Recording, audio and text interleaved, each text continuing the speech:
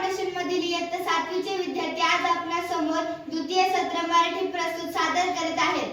सत्र परीक्षा क्रमांक 2 विषय मराठी अनुक्रमांकिका क्रमांक 11 बाली भेट क्रमांक 12 सलाम नमस्ते क्रमांक 13 अनाम विरार क्रमांक 14 कवितेची ओळख क्रमांक 15 असे जगावे क्रमांक 16 कोळी क्रमांक 17 थेंब हा पाण्याचा क्रमांक 18 वदनी कवळ घेता क्रमांक 19 धोंडा क्रमांक 20 विचारधन क्रमांक 21 संतवाणी।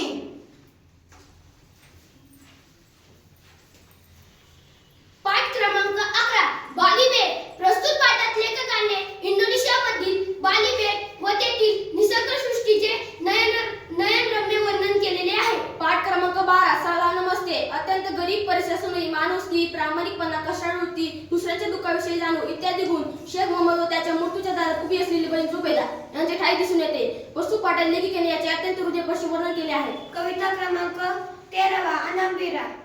प्रस्तुत कवितेत कवीने देशाच्या सीमेवर लढणाऱ्या वेळप्रसंगी प्राणार्पण करून देशाचे रक्षण करणाऱ्या ज्ञात अज्ञात सैनिकांचे अभिवादन केले आहे। पाठ क्रमांक 14 कवितेची ओळख। सुदीर्घ शाळेत काव्य प्रतिभा या विषयावर आधारित शिक्षिका प्रकल्प देतात। हा प्रकल्प पूर्ण करण्यासाठी त्या घरातील सर्वच जण कवितेतून संभाषण करतात। या काव्यरूपी संभाषणातील गंमत जम्मत प्रस्तुत एका कवितेतून मांडली आहे।